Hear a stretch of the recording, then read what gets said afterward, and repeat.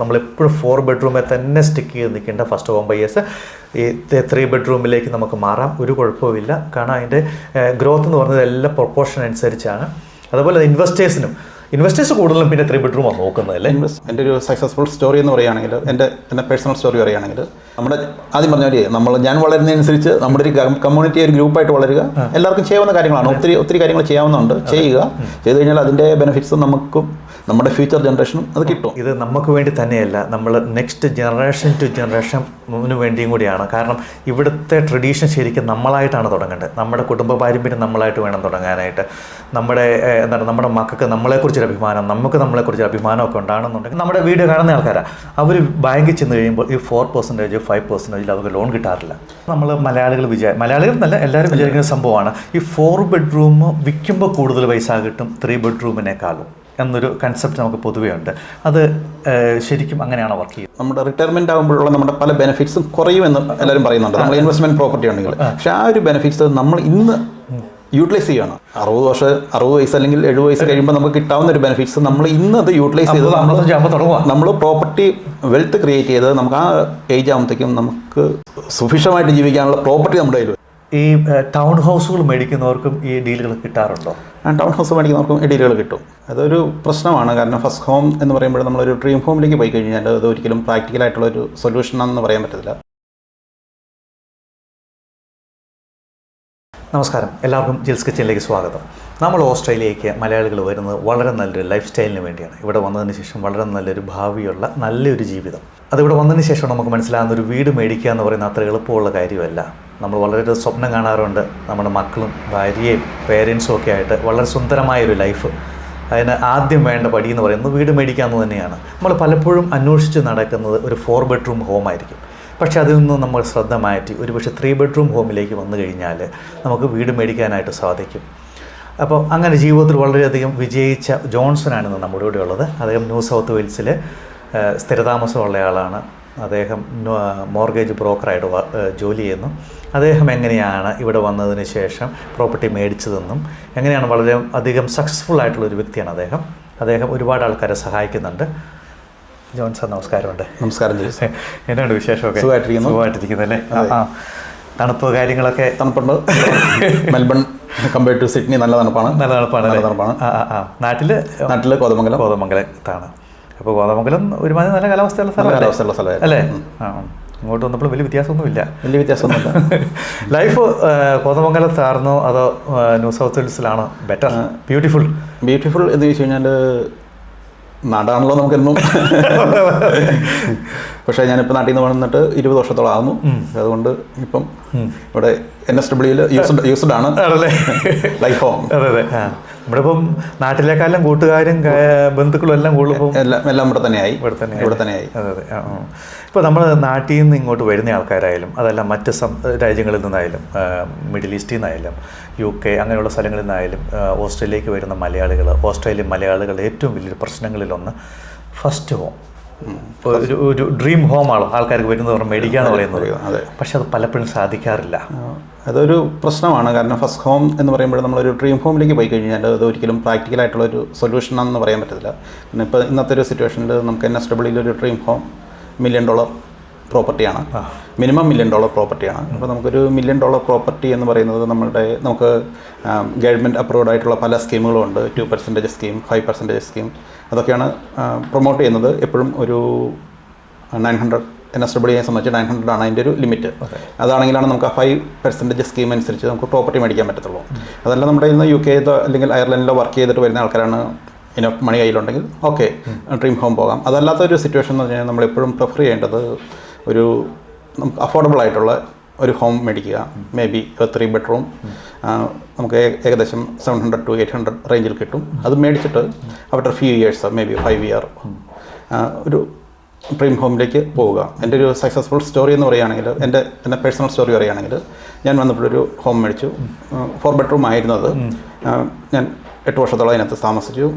ആ സമയത്ത് ഞാൻ അനദർ ഇൻവെസ്റ്റ്മെൻറ്റ്സ് ചെയ്തിട്ട് ആഫ്റ്റർ 10 years ഞാൻ ഡ്രീം ഹോം അറ്റൈൻ ചെയ്തു.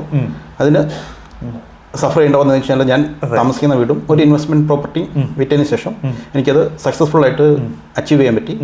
സ്റ്റിൽ ലോൺ ഉണ്ട്, എന്നാൽ തന്നെയും അണ്ടർ കൺട്രോളായ ഒരു ലിമിറ്റഡ് എമൗണ്ടിൽ ചെയ്യാം. അങ്ങനത്തെ ഒരു സ്റ്റോറിയാണ്. അതുപോലെ തന്നെ നമുക്ക് പലർക്കും അങ്ങനെ ഒരു സ്ട്രാറ്റജി ഫോളോ ചെയ്യുകയാണ് എപ്പോഴും നല്ലത്. അല്ലാതെ വരുന്ന വഴിയെ നമ്മളൊരു $1 million എന്ന് പറഞ്ഞു കഴിഞ്ഞാൽ ഒരു $1 million ഇന്നത്തെ ഇൻട്രസ്റ്റ് റേറ്റ് അനുസരിച്ച് നിയർലി $60,000 ഇയർലി പേയ്മെൻറ്റ്സ് വരും. അത് ആഫ്റ്റർ ടാക്സ്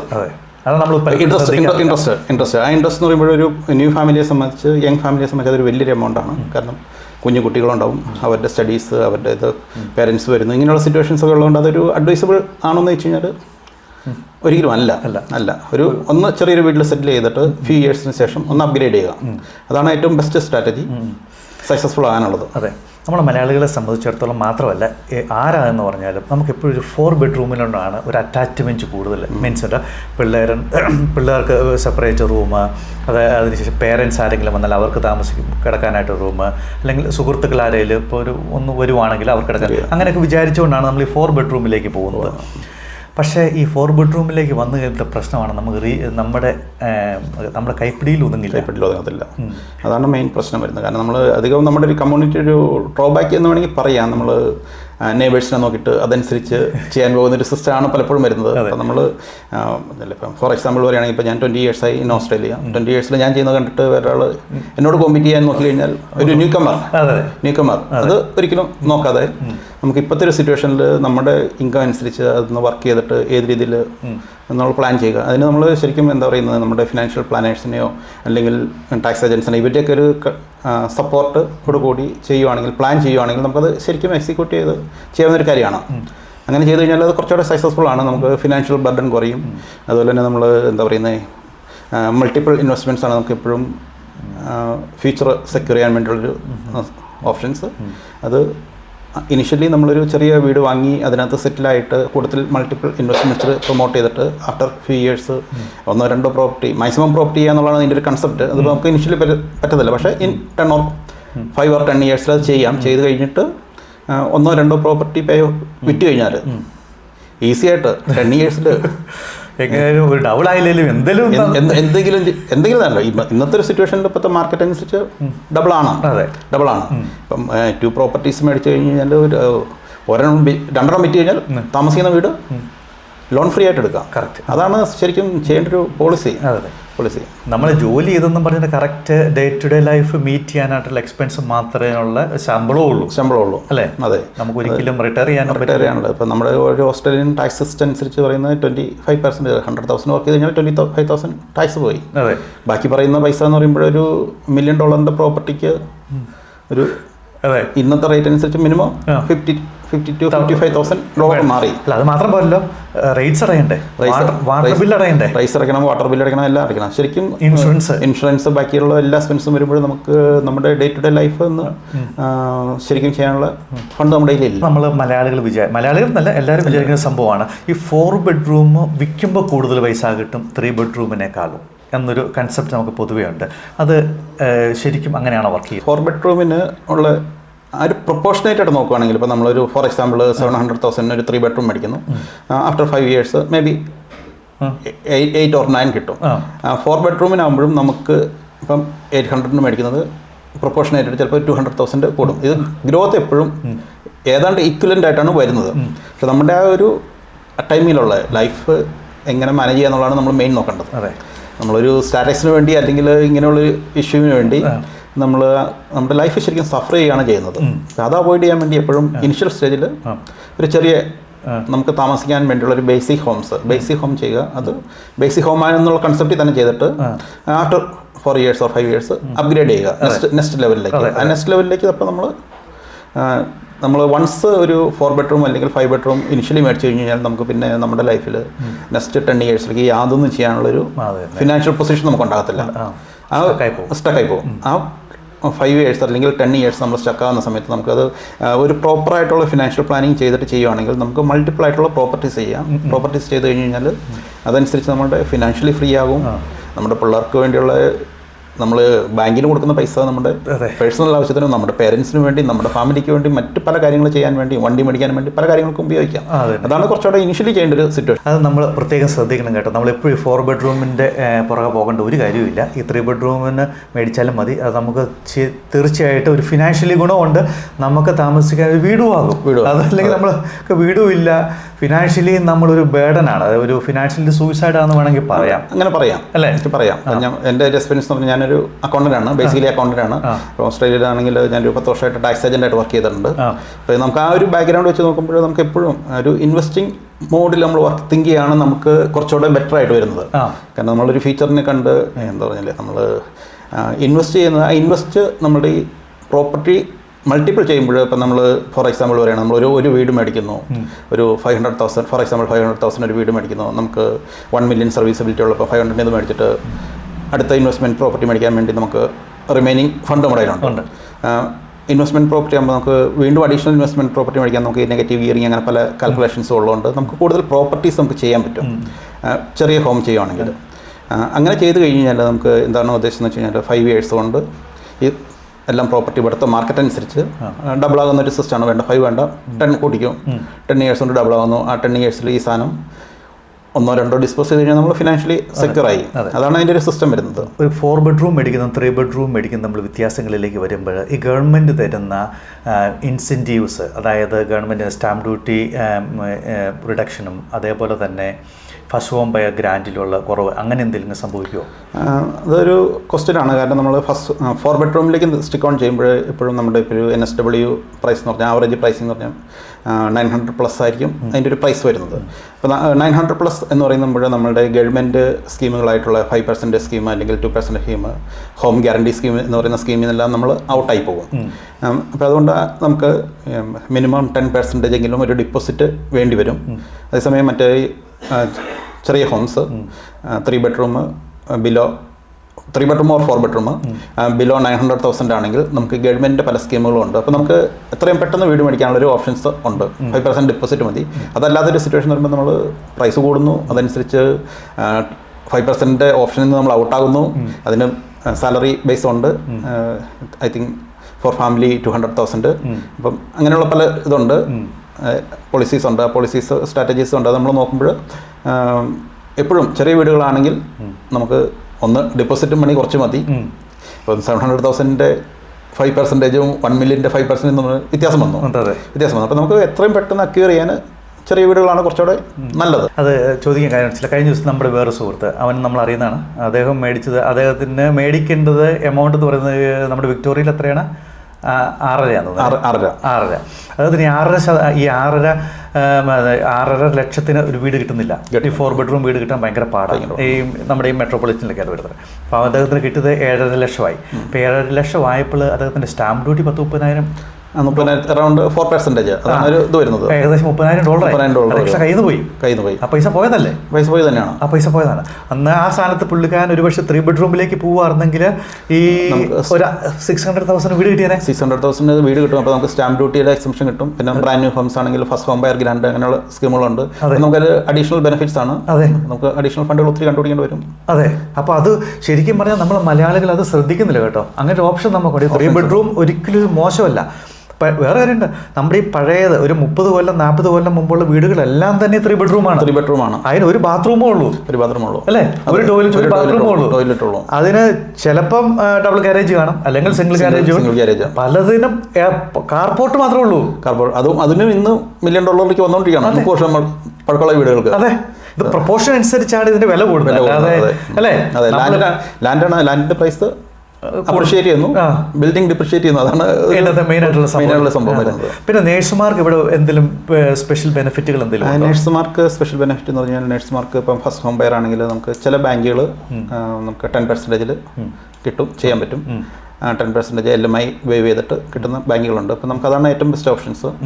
5% മുതൽ 10% വരെ ഡിപ്പെൻസ് ഓൺ ബാങ്ക് പോളിസി ചെയ്യാവുന്ന ബാങ്കുകളുണ്ട്. അപ്പോൾ നമുക്കത് ചെയ്യാവുന്ന കാര്യങ്ങളാണ്. പക്ഷേ എല്ലാത്തിൻ്റെയും മെയിൻ എന്ന് പറഞ്ഞു കഴിഞ്ഞാൽ നമ്മുടെ സർവീസബിലിറ്റി ആണ് ഇതിൻ്റെ മെയിൻ ഇത് വരുന്നത്. അപ്പോൾ നമ്മൾ 5% സ്കീം ഉണ്ടെന്ന് പറഞ്ഞാൽ നമുക്ക് ആ പ്രോപ്പർട്ടിയുടെ വാല്യൂ ആയിട്ട് മാച്ച് ചെയ്യുന്ന സർവീസബിലിറ്റി നമുക്ക് വേണം. കാരണം serviceability means loan repaying capacity. അത് നമ്മൾ കാൽക്കുലേറ്റ് ചെയ്ത് നമുക്ക് ചെയ്യാൻ പറ്റുന്നുണ്ടെങ്കിൽ നമുക്കത് വർക്കൗട്ട് ചെയ്യാവുന്ന സിറ്റുവേഷൻ ആണ്. അപ്പോൾ ഈ പലപ്പോഴും നമ്മൾ കേട്ടിട്ടുണ്ട് ഈ 4% 5% പറയും, അല്ലെ 4% 2% പറയും. അവർ ബാങ്കിൽ പോയി കഴിയുമ്പോൾ നമ്മുടെ വീഡിയോ കാണുന്ന ആൾക്കാരാണ്, അവർ ബാങ്കിൽ ചെന്ന് കഴിയുമ്പോൾ ഈ 4% 5% അവർക്ക് ലോൺ കിട്ടാറില്ല. പ്രശ്നം പറ്റുന്നതെന്ന് വെച്ചാൽ നമ്മൾ ഇപ്പം ഫോർ എക്സാമ്പിൾ നമ്മൾ ഈ സ്കീമുകളുണ്ടെന്ന് പലയിടത്തും ഫേസ്ബുക്കിൽ നിന്നും അവിടുന്ന് ഇവിടുന്ന് ഇൻഫോർമേഷൻ കിട്ടും. അതനുസരിച്ചാണ് നമ്മൾ പ്ലാൻ ചെയ്യുന്നത്. പ്ലാൻ ചെയ്യുമ്പോഴെന്ന് നമ്മൾ പറഞ്ഞില്ല, ഇപ്പം അതിനകത്ത് പല കണ്ടീഷൻസ് ഉണ്ട്. ഇത് ഗവൺമെൻറ് ഇത് പ്രൊമോട്ട് ചെയ്യുന്നത് വെച്ച് കഴിഞ്ഞാൽ ലോ ബഡ്ജറ്റ് ഹോംസ് അല്ലെങ്കിൽ ഹൗസിംഗ് ബോർഡാണ് ഇത് പ്രൊമോട്ട് ചെയ്യുന്നത്. അവർ നമ്മുടെ ലോ ഇൻകം പീപ്പിളിന് വേണ്ടിയാണ് ഇത് പ്രൊമോട്ട് ചെയ്തിരിക്കുന്നത്.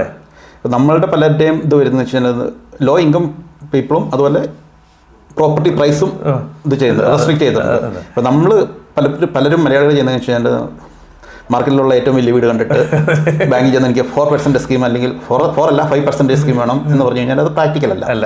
അവിടെ റെസ്ട്രിക്ഷൻസ് ഉണ്ട്, ഓരോ സ്റ്റേറ്റ് വൈസ് റെസ്ട്രിക്ഷൻസ് ഉണ്ട്. ഇപ്പം ഫോർ എക്സാമ്പിൾ NSW ആണെങ്കിൽ NSW ക്യാപിറ്റൽ ഏരിയയിൽ 900,000 ആണ്. നമുക്ക് അവിടെ 900,000 ഒരു വീട് കിട്ടത്തില്ല.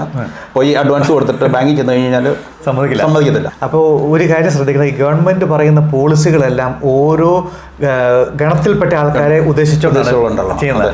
ഇതിവിടെ ഇപ്പം $2 ലക്ഷം ഇൻകം ഉള്ള ഒരാൾ നമ്മൾ ചെന്നിട്ട് ലോ ഇൻകം ഉള്ള ആരുടെ പോളിസിയുടെ ഗുണം നമുക്ക് വേണമെന്ന് പറഞ്ഞു കഴിഞ്ഞാൽ പ്രാക്ടിക്കൽ അത് കിട്ടത്തില്ല. അതിന് നമ്മൾ വാക്കുകളൊരു തെറി പറഞ്ഞ ഒരു കാര്യമില്ല. അതുപോലെ പ്രോപ്പർട്ടി വാല്യൂഷൻ ഉണ്ട്. 900,000 താഴെയുള്ള പ്രോപ്പർട്ടി ആണെങ്കിൽ കിട്ടത്തുള്ളൂ. 2 കണ്ടീഷൻസ്, ഒന്ന് 900,000 താഴെ ആയിരിക്കണം, 2 അവരുടെ ഇൻകം ഫാമിലി ഇൻകം 200,000 താഴെ ആയിരിക്കണം. ഈ 2 കണ്ടീഷൻ ഇല്ലെങ്കിൽ ഔട്ടായി. തന്നെ അപ്പം നമ്മൾ ആ ഗണത്തിൽ വരുന്നവരായിരിക്കണം, എന്നാലേ അതുകൊണ്ട് ഗുണമുള്ളൂ. നല്ല അതുകൊണ്ട് ഗുണമുള്ളൂ. പിന്നെ IT പ്രൊഫഷണലായിട്ടുള്ള ഒരുപാട് മലയാളികളും ഉണ്ട് നമ്മുടെ ഇടയിൽ.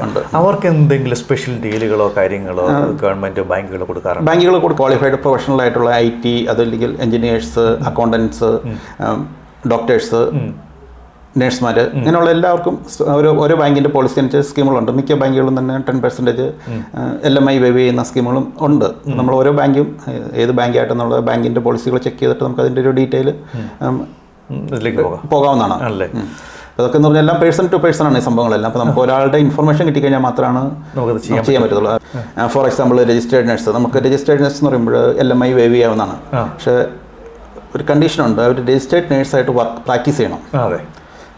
വേറെ ഒരു പ്രൊഫഷനിൽ പ്രാക്ടീസ് ചെയ്ത് കഴിഞ്ഞാൽ കിട്ടത്തില്ല. അങ്ങനെയുള്ള ചില കാര്യങ്ങളുണ്ട്, ശ്രദ്ധിക്കേണ്ട കാര്യങ്ങളുണ്ട്. അപ്പോൾ അതുകൊണ്ട് നമ്മൾ രജിസ്റ്റേർഡ് നേഴ്സാണ് നാട്ടിൽ, പക്ഷേ ഇവിടെ വന്ന് കഴിയുമ്പോൾ കിട്ടുന്നില്ലെന്ന് പറഞ്ഞിട്ട് കാര്യമില്ല.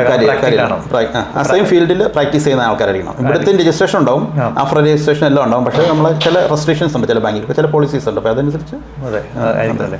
ഇപ്പോൾ ഈ 3 ബെഡ്റൂം ഹോം മേടിക്കുന്ന കാര്യത്തിൽ നമ്മളിപ്പോൾ ന്യൂ സൗത്ത് വെയിൽസിൽ മാത്രമല്ല, അതല്ല വിക്ടോറിയയിൽ മാത്രമല്ല, ഇതിപ്പം നമ്മുടെ സൗത്ത് ഓസ്ട്രേലിയയിലായാലും ക്യൂൻസ്ലാൻഡിലായാലും ഒരു പക്ഷേ ഇപ്പം വെസ്റ്റേൺ ഓസ്ട്രേലിയയിലായാലും പെർത്തോ, അഡലെയ്ഡ് അല്ലെങ്കിൽ സിഡ്നി, മെൽബൺ, ഈ ഏരിയയിൽ എവിടെ താമസിക്കുന്നവരായാലും ഇപ്പോൾ പ്രോപ്പർട്ടി പ്രൈസ് ഏകദേശം 1 million ആണ്.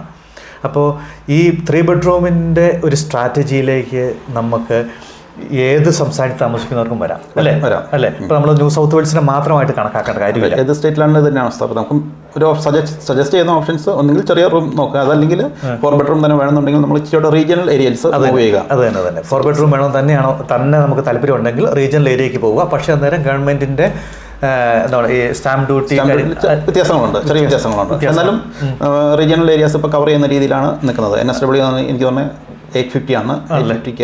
അപ്പോൾ നമുക്ക് അത് നമ്മൾ കൂടുതലായിട്ട് ശ്രദ്ധിക്കണം. പിന്നെ പ്രൊഫഷണലായിട്ടുള്ള ആൾക്കാർക്കും ഒരുപാട് ഡീലുകളുണ്ട്. ഈ ടൗൺ ഹൗസുകൾ മേടിക്കുന്നവർക്കും ഈ ഡീലുകൾ കിട്ടാറുണ്ടോ? ടൗൺ ഹൗസ് മേടിക്കുന്നവർക്കും ഈ ഡീലുകൾ കിട്ടും അല്ലേ? റെസ്ട്രിക്ഷൻസ് ഒന്നുമില്ല. പ്രൈസ് ഇതിൽ വരുന്നുള്ളൂ, പ്രൈസ് ആൻഡ് സാലറി ഇതിനകത്ത് സ്ട്രാറ്റജി വരുന്ന മീറ്റ് ചെയ്യണമെന്നുള്ളൂ. അത്രേ ഉള്ളൂ അല്ലേ? അത്രേ ഉള്ളൂ. കാരണം ഈ എന്താ പറയുന്നത്, നമ്മൾ വീടുകൾ മേടിക്കുമ്പോൾ ആദ്യം നമ്മുടെ വീടുകളിലെ പ്രോപ്പർട്ടികളുടെ വില കയറുന്ന 4 ബെഡ്റൂം, പിന്നെ 3 ബെഡ്റൂം, പിന്നെ കയറുന്ന ഒരു പക്ഷേ ടൗൺ ഹൗസ് ആയിരിക്കും അല്ലേ? അത് നമ്മൾ പറഞ്ഞില്ലേ മാർക്കറ്റ്. അപ്പോൾ നമുക്ക് ഒരു ടൗൺ ഹൗസിന് വെച്ചാൽ ഒരു ഡ്രോബാക്സ് നമുക്ക് പറയാനുള്ളതെന്ന് വെച്ച് കഴിഞ്ഞാൽ നമുക്ക് സ്വന്തമായിട്ട് ലാൻഡില്ല, it's connected to someone else എന്നുള്ള ഇതുകൊണ്ട് ഷെയർഡ് ആണ്. അപ്പോൾ അതിൻ്റെതായ ഒരു ചില റെസ്ട്രിക്ഷൻസ് ഉള്ളതുകൊണ്ട് നമ്മൾ മാർക്കറ്റ് ഗ്രോത്ത് എപ്പോഴും പ്രൊപ്പോർഷനേറ്റ് ലോ ആയിരിക്കും. പക്ഷെ നമ്മുടെ ഇനിഷ്യൽ ഇൻവെസ്റ്റ്മെൻറ്റും അതുപോലെ ലോ ആണ്. നമ്മൾ ആദ്യത്തെ ഒരു ഇനീഷ്യൽ ഇൻവെസ്റ്റ്മെന്റ് നമ്മുടെ ഒരു ബേസിക് സെറ്റ് ആകാൻ വേണ്ടിയുള്ള ഒരു സംഭവമായിട്ട് ചെയ്യാവുന്നതാണ്. നമ്മൾ കാരണം ഈ ഒരുപക്ഷെ നമ്മൾ ഈ സ്റ്റാമ്പ് ഡ്യൂട്ടി കൊടുക്കുന്ന പൈസയ്ക്കുള്ള വ്യത്യാസം അനുസരിച്ചുള്ള ഇവിടെ ഗ്രോത്ത് കിട്ടില്ലേ? ഗ്രോത്ത് കിട്ടും. കാരണം സ്റ്റാമ്പ് ഡ്യൂട്ടി പോയത് തന്നെയല്ലേ? സ്റ്റാമ്പ് ഡ്യൂട്ടി പോയത് തന്നെയാണ്. നമ്മൾക്ക് ആ പൈസ അങ്ങോട്ട് കൂടുതൽ കിട്ടിയിട്ടും കാര്യമൊന്നുമില്ല. അപ്പോൾ ജോൺസൺ ഇൻവെസ്റ്റ്മെന്റിൽ ആൾക്കാർ എന്താണ് റെക്കമെൻഡ് ചെയ്യുന്നത്? കാരണം ജോൺസൺ വളരെയധികം സക്സസ്ഫുൾ ആയിട്ടുള്ള ഒരു ബിസിനസ് എന്നല്ല, ഒരു ഇൻവെസ്റ്റർ ആയിട്ടാണ്, ഒരു മലയാളി ഇൻവെസ്റ്റർ ആയിട്ടാണ് എൻ്റെ അടുത്ത് ആൾക്കാർ പറഞ്ഞത്. 100% ലോൺ കിട്ടുന്ന നമ്മുടെ ഇക്വിറ്റി യൂട്ടിലൈസേഷൻ ചെയ്ത് മോർഗേജ് ബ്രോക്കിംഗ് പറയുന്ന ഒരു വേർഡ് ക്രോസ് കൊളാറ്ററൽ സെക്യൂരിറ്റി ആയിട്ട് ചെയ്തിട്ട് നമ്മൾ ഇൻവെസ്റ്റ്മെൻറ്റ് ചെയ്ത് ഞാൻ ഫ്യൂ പ്രോപ്പർട്ടീസ് ചെയ്തു. അത് കഴിഞ്ഞ് ഞങ്ങൾക്ക് ഫാമിലി ഇഷ്ടപ്പെട്ടൊരു ഡ്രീം ഹോം കണ്ടു കഴിഞ്ഞപ്പോൾ ഞാൻ താമസിച്ച വീടും ഒരു ഇൻവെസ്റ്റ്മെൻറ്റ് പ്രോപ്പർട്ടിയും സെല്ല് ചെയ്തിട്ട് എനിക്ക് നമ്മുടെ ഡ്രീം ഹോം മേടിക്കാൻ പറ്റി. ഡ്രീം ഹോം മേടിച്ചു. അതിനകത്ത് ലോൺ ഉണ്ട്, എന്നാലും നമ്മുടെ കൺട്രോളിൽ മാനേജ് ചെയ്യാവുന്ന ഒരു ലോണിൽ എത്തിക്കാൻ പറ്റി. അപ്പോൾ അതൊരു നല്ലൊരു സിനാരിയാണ് നമുക്ക് വർക്കൗട്ട് ചെയ്യാവുന്നത് എക്സ്പീരിയൻസിൽ നിന്ന്. അതുപോലെ തന്നെ ഞാൻ ഫ്യൂ ഇൻവെസ്റ്റ്മെന്റ്സ് ഇപ്പോഴും ഹോൾഡ് ചെയ്യുന്നുണ്ട്. ജോൺസൺ പറയുന്ന ഒരു കാര്യം മനസ്സിലാകുന്നത്, നമ്മൾക്ക് എന്നും നമ്മൾ താമസിച്ചുകൊണ്ടിരിക്കുന്ന വീട്ടിലേക്ക് ഇങ്ങനെ മോർഗേജ് അടച്ചൊരു 30 കൊല്ലം അടയ്ക്കാവുന്നതിൽ നിന്നും വ്യത്യസ്തപ്പെട്ട് നമുക്ക് ചെയ്യാം. കുറച്ച് റിലാക്സ്ഡ് ആണ്. ഫിനാൻഷ്യലി നമ്മൾ കുറച്ചുകൂടെ ഫ്രീ ആകും. ഫിനാൻഷ്യൽ ഫ്രീഡം എന്നൊക്കെ നമ്മൾ പറയുന്നുണ്ട്. പക്ഷെ അത് നമുക്ക് അച്ചീവ് ചെയ്യാൻ പറ്റുന്ന ഒരു കാര്യമാണ്. 1 year or 2 yearലില്ല, നമ്മളൊരു 10 വർഷം 15 വർഷം ഹാർഡ് വർക്ക് ചെയ്ത് കഴിഞ്ഞാൽ, ഹാർഡ് വർക്ക് ചെയ്യുന്നത് ഇങ്ങനെ ചില കാര്യങ്ങൾ ചെയ്താൽ മാത്രം മതി. ഇതിനുവേണ്ടി നമ്മൾ ഓവർ ടൈം ചെയ്യോ എക്സ്ട്രാ ഡ്യൂട്ടികളൊന്നും ചെയ്യേണ്ട ആവശ്യമില്ല. പക്ഷേ നമ്മളൊരു ഫിനാൻഷ്യൽ പ്ലാനിങ് ആൻഡ് ഒരു പോളിസീസ് ഉണ്ട്, അത് ഇംപ്ലിമെൻറ്റ് ചെയ്ത് കഴിഞ്ഞാൽ നമുക്ക് എല്ലാവർക്കും തന്നെ അച്ചീവ് ചെയ്യാവുന്ന ഒരു കാര്യമാണ്. നമ്മുടെ പൊതുവെ ഇവിടുത്തെ ഒരു ഇതെന്ന് പറയുമ്പോൾ നമ്മൾ ഫിനാൻഷ്യൽ എഡ്യൂക്കേഷൻ കുറച്ചുകൂടെ ആക്കിയെടുത്താൽ മതി. അതായത് ഓസ്ട്രേലിയയിൽ ഒരുപാട് ഇൻവെസ്റ്റ്മെൻറ്റ് ഓപ്പർച്യൂണിറ്റീസ് ഉണ്ട്. ആ ഇൻവെസ്റ്റ്മെൻറ്റ് ഓപ്പർച്യൂണിറ്റീസ് നമ്മളൊന്ന് യൂട്ടിലൈസ് ചെയ്താൽ മതി. അതിനായിട്ട് ചെറിയ പഠനവും കാര്യങ്ങളൊക്കെ ഉണ്ട്. അപ്പോൾ അതേക്കുറിച്ചൊക്കെ പഠിച്ച ഒരാളാണ് ജോൺസൺ. അതേക്കുറിച്ച് വളരെ സക്സസ്ഫുള്ളായിട്ട് കാര്യങ്ങൾ ചെയ്തിട്ടുണ്ട്. അതുകൊണ്ട് അദ്ദേഹമായിട്ടൊന്ന് നിങ്ങൾക്ക് സമയം കിട്ടുമ്പോൾ തീർച്ചയായിട്ടും ബന്ധപ്പെടാവുന്നതാണ്. അതായത് ജോൺസൻ്റെ ഡീറ്റെയിൽസും കാര്യങ്ങളും ഫോൺ നമ്പറും എല്ലാം നമ്മൾ ഇവിടുത്തെ കൊടുക്കും. പിന്നെ ഇപ്പോൾ മറ്റൊരു സംസാര വിഷയമാണ് SMSF, self managed super fund. അത് എൻ്റെ അത് ചെയ്തിട്ടുണ്ട്. സെൽഫ് മാനേജ്ഡ് സൂപ്പർ ഫണ്ട് ഞാൻ ചെയ്തിട്ടുണ്ട്. അതിനും ഒരു എക്സാമ്പിൾ എന്ന് പറഞ്ഞു കഴിഞ്ഞാൽ, ഞാൻ എൻ്റെ പ്രോപ്പർട്ടി തന്നെ നമ്മുടെ സൂപ്പർ ഉപയോഗിച്ച് ഞാനത് ചെയ്ത് ഫസ്റ്റ് പ്രോപ്പർട്ടി ഞാൻ ചെയ്തിട്ടുണ്ട്. സ്വന്തമായിട്ട് അത് ചെയ്തിട്ടുണ്ട്. ഞാൻ എൻ്റെ ഒരു സാധാരണ ഒരു പോളിസി എന്ന് പറഞ്ഞാൽ, ഞാനൊരു കാര്യം പറയുമ്പോൾ നമ്മളതൊന്ന് ഇംപ്ലിമെന്റ് ചെയ്ത് അതിൻ്റെ A to Z വരാവുന്ന വരായികളൊക്കെ പഠിച്ചിട്ടാണ് ചെയ്യാറ്. അത് ഞാൻ ചെയ്തിട്ടുണ്ട്. അപ്പം ഞാനത് അതനുസരിച്ച് പലർക്കും പ്രൊമോട്ട് ചെയ്യുന്നുണ്ട്. പലരുടെ അടുത്തുനിന്നും ഇൻ പ്രോസസ്സിലുണ്ട്. ലോണ് സെൽഫ് മാനേജർ ചെയ്യുന്നുണ്ട്. അപ്പം നമുക്ക് ഒരു നല്ലൊരു ഇതാണ്. ഇപ്പോഴത്തെ പ്രോപ്പർട്ടി ഗ്രോത്ത് അനുസരിച്ച് പറയുകയാണെങ്കിൽ ഇപ്പം നമ്മുടെ സൂപ്പർ അന്വേഷൻസിൽ വളരെ സ്ലോ ഗ്രോത്ത് ആണ്. അതാണ് നമ്മുടെ ട്രഡീഷണൽ ആയിട്ടുള്ള ഒരു ഗ്രോത്ത് 4 to 5% ഗ്രോത്ത് ആണ്. നമ്മുടെ പ്രോപ്പർട്ടി മാർക്കറ്റ് എന്ന് വെച്ച് കഴിഞ്ഞാൽ നമുക്ക് കിട്ടുന്ന ഗ്രോത്തുമായിട്ട് കമ്പയർ ചെയ്യുമ്പോൾ വളരെ സ്ലോ ആണ്. പ്രോപ്പർട്ടി ഗ്രോത്ത് എന്ന് പറയുമ്പോൾ ഇപ്പോഴത്തെ കഴിഞ്ഞ വർഷങ്ങളിലെ ഹിസ്റ്ററി വെച്ച് നോക്കുമ്പോൾ 10 yearsൽ ഡബിളാണ്. നമുക്ക് അതിന് ഡിപ്പോസിറ്റിനുള്ള പൈസ മാത്രം വെച്ച് കഴിഞ്ഞാലും ചെയ്യാം. 20% വേണം അല്ലേ? 20%. പക്ഷേ 90% 10% ചെയ്യാവുന്ന ബാങ്കുകളുണ്ട്. പക്ഷേ ഇൻട്രസ്റ്റ് റേറ്റ് കൂടുതലായിരിക്കും. പക്ഷേ 20% ഉണ്ടെങ്കിൽ നമുക്ക് സേഫാണ്. നമ്മളുടെ ഒരു കോൺട്രിബ്യൂഷൻ കൊണ്ട് നമ്മൾ പ്രോപ്പർട്ടി മേടിക്കുന്നു. അത് നെക്സ്റ്റ് 20 yearsൽ ഫുൾ പേ ഓഫ് ചെയ്യാവുന്ന രീതിയിൽ വർക്കൗട്ട് ചെയ്യാവുന്നതാണ്. അപ്പോൾ അതിൻ്റെ ഇൻട്രസ്റ്റ് റേറ്റ് ഇച്ചിരി കൂടുതലാണ്. ഇൻട്രസ്റ്റ് റേറ്റ് കമ്പയർഡ് ടു നമ്മുടെ സാധാരണ ലോണിനേക്കാൾ ഒരു 1% അടുത്ത് കൂടുതലുണ്ട്. സെറ്റ് ഫീ ഉണ്ട്. സെറ്റ് ഫീ എന്ന് പറയുമ്പോൾ നമുക്ക് ഇനിഷ്യൽ സെറ്റ് ഫീ ആയിട്ട് ഒരു $4,000 വരും. അതിന് നമ്മൾ വേറെ ടീംസാണ് ചെയ്യുന്നത്. നമ്മുടെ സെൽഫ് മാനേജർ സൂപ്പർ ഫണ്ട് ചെയ്യുന്ന അക്കൗണ്ടന്മാരുണ്ട്. അങ്ങനെയുള്ള എല്ലാ ടീംസും നമ്മുടെ കയ്യിലുണ്ട്. എന്ത് റെഫറൻസ് വേണമെങ്കിലും കൺവീനിയൻസേഴ്സ്, അക്കൗണ്ടന്മാർ, ഫിനാൻഷ്യൽ പ്ലാനേഴ്സ്, പ്രോപ്പർട്ടി മേടിക്കാൻ വേണ്ടി ഹെൽപ്പ് ചെയ്യാൻ വേണ്ടിയുള്ള എല്ലാ ടീംസും ഉണ്ട്. റെന്റ് ബൈയിങ് ഏജൻസ്, എല്ലാ ഫുൾ ടീംസ് നമ്മുടെ കയ്യിലുണ്ട്. നമുക്ക് എല്ലാവർക്കും വേണ്ട ഗൈഡൻസ് കൊടുക്കും, അതായത് റെഫറൻസ് കൊടുക്കും. ഫോൺ ഓൺ ചെയ്യുക, ജോൺസനെ വിളിക്കുക. അതെ, സംഭവം സെറ്റാക്കി കൊടുക്കും. എല്ലാ ടീംസും ഉണ്ട്. നമുക്ക് ഏറ്റവും വലിയ പ്രശ്നങ്ങളിലൊന്നും നമ്മൾ ഓസ്ട്രേലിയ വന്നതിന് ശേഷം നമുക്ക് കണക്ഷൻ ഇല്ല എന്നുള്ളതാണ്. നമുക്ക് ഇവിടെ വന്നപ്പോൾ നല്ലൊരു മോർഗേജ് ബ്രോക്കറെ കിട്ടുക ഏറ്റവും വലിയ പരിപാടി. പിന്നെ ബയേഴ്സ് ഏജന്റ്, നല്ലൊരു അക്കൗണ്ടന്റ്, ഒരു സോളിസിറ്റർ, ഇതിനെ പറ്റുമൊക്കെ നമുക്ക് കണ്ടുപിടിക്കുക എന്തൊരു കഷ്ടപ്പാടാണെന്ന് അറിയാം. പക്ഷെ ഇപ്പോൾ ഒരു ഹബ്ബായിട്ട് നിങ്ങൾ എല്ലാവരും ഒരുമിച്ച് വർക്ക് ചെയ്യുന്നു, എല്ലാവരും ഒരുമിച്ച് വർക്ക് ചെയ്യുന്നു. കാരണം ഒരാളെ വിളിച്ചാൽ ഗ്രോ ടുഗദർ പോളിസിയാണ് എല്ലാവരും. അതെ, വളരെ നല്ല കാര്യം കേട്ടോ. അതുപോലെ തന്നെ ഇപ്പോൾ എൻ്റെ ഒരു കൺസെപ്റ്റ് എന്ന് വെച്ച് കഴിഞ്ഞാൽ ഇപ്പോൾ നമ്മൾ എന്താ പറയുന്നത്, ഞാൻ വളരുന്നതനുസരിച്ച് നമ്മുടെ കമ്മ്യൂണിറ്റിയിലുള്ള എല്ലാവരും രസമുള്ള ഒരു പരിപാടിയാണ്. അപ്പോൾ നമ്മുടെ ഈ വീഡിയോ ചാനലിൻ്റെ ഒരു എന്താ ഒരു മിഷൻ തന്നെ അതാണ്, മിഷൻ തന്നെയാണ്. നമ്മൾ വളരുമ്പോൾ ഒരു മലയാളി കമ്മ്യൂണിറ്റി ഫുള്ളായിട്ട് വളരുക. കഴിഞ്ഞ ദിവസം ഞാൻ ഒരു ന്യൂസ് കണ്ടു, നമ്മൾ ഏകദേശം എന്താണ് $1.82 മില്യൺ ഒരാൾ ഓസ്ട്രേലിയയിൽ ടാക്സ് അടയ്ക്കുന്നത്. ഈ സാധനം നമ്മൾ പക്ഷേ ഗവൺമെൻറ് നമുക്ക് പല ഇൻസ്റ്റിറ്റ്യൂട്ട് തരുന്നുണ്ട് ഈ ടാക്സ് സിസ്റ്റം നമുക്ക് എങ്ങനെ ഉപയോഗിച്ച് കൺട്രിയെ ഹെൽപ്പ് ചെയ്യാം. നമ്മൾ ശരിക്കും നമുക്ക് ഗവൺമെൻറ് ടാക്സ് എപ്പോഴും ബെനിഫിറ്റ് തരുന്നത് നമ്മളെ കൺട്രിയെ ഗ്രോ ചെയ്യാൻ വേണ്ടി ഹെൽപ്പ് ചെയ്യുമ്പോഴാണ് അല്ലേ. അതിൻ്റെ ഒരു ബെസ്റ്റ് എക്സാമ്പിളാണ് ഇപ്പോൾ നമ്മൾ പറഞ്ഞ ഇൻവെസ്റ്റ്മെൻറ്റ് പ്രോപ്പർട്ടി ചെയ്യുന്നത്. നമ്മൾ നോക്കുമ്പോൾ നമ്മൾ ഗ്രോ ചെയ്യുന്നതനുസരിച്ച് നമ്മുടെ കമ്മ്യൂണിറ്റിയിൽ നമുക്കിത് ചെയ്യാൻ പറ്റാത്ത ഒത്തിരി ആൾക്കാരുണ്ട്.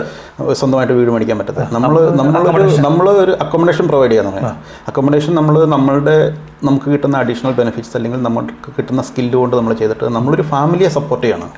ഒരു ഇൻവെസ്റ്റ്മെന്റ് പ്രോപ്പർട്ടി എന്ന് പറയുമ്പോൾ നമ്മളൊരു ഫാമിലിയെ അക്കോമഡേറ്റ് ചെയ്യണം. അതോടൊപ്പം ഗവൺമെന്റിനെ സപ്പോർട്ട് ചെയ്യണം. അവർക്കൊരു വീട് പണിയുന്നുണ്ടെങ്കിൽ $500,000 ഇൻവെസ്റ്റ് ചെയ്യണം. ഇത് അവരെ സംബന്ധിച്ച് ഇതിൻ്റെ ഒന്നും ആവശ്യമില്ല.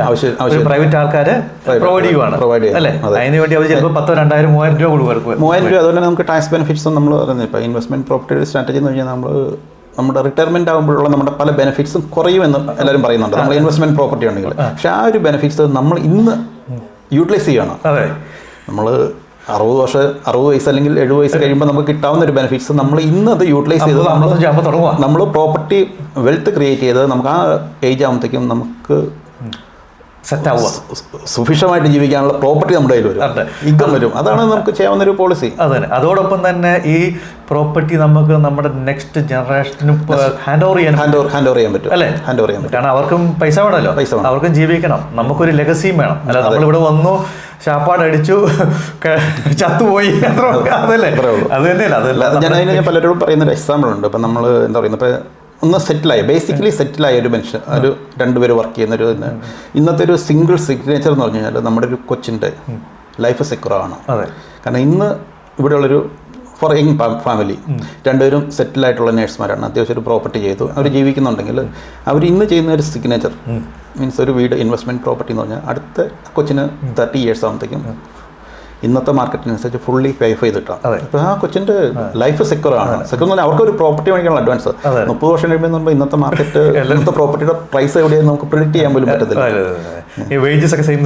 സെയിം തന്നെ കൂടിയതിന് ഒരു പ്രൊപ്പോർഷൻ ആയിട്ട്. അതെ. പക്ഷെ അത് നമ്മൾ ശ്രദ്ധിക്കാത്തൊരു കാര്യമുണ്ട്. നമ്മുടെ നാട്ടിലൊക്കെ എന്ന് വെച്ചാൽ നമ്മുടെ കാരണവന്മാർ അതിൻ്റെ കാരണവന്മാർ വേണമെങ്കിൽ 100 ജനറേഷനായിട്ട് ഇങ്ങനെ വരുന്ന ഒരു ട്രഡീഷനാണ്. പക്ഷെ ഇപ്പോഴത്തെ ഇവിടെ നമ്മളെ സംബന്ധിച്ചിടത്തോളം ആ ട്രഡീഷൻ നമ്മളായിട്ട് വേണം ഉണ്ടാക്കാനായിട്ട്. നമുക്ക് ഇവിടെ നാട്ടിൽ എന്ന് പറഞ്ഞാൽ നമുക്ക് പല ഓപ്ഷൻസ് ഉണ്ട്. തെങ്ങ് വയ്ക്കുക, റബ്ബർ വയ്ക്കുക. നമ്മൾ കർഷകരാണ്. ഒരു 90% മലയാളികൾ കൂടെ വന്നിരിക്കുന്നത് കർഷകരാണ്. നമ്മുടെ പേരൻസ് ചെയ്തിരുന്ന ഒരു റബ്ബർ വെച്ച് കഴിഞ്ഞാൽ, ഫോർ എക്സാമ്പിൾ റബ്ബർ തൈ വെച്ച് കഴിഞ്ഞാൽ 7 വർഷം വലിച്ചു കഴിഞ്ഞാലാണ് അതിനകത്ത് റിട്ടേൺ കിട്ടത്തുള്ളൂ.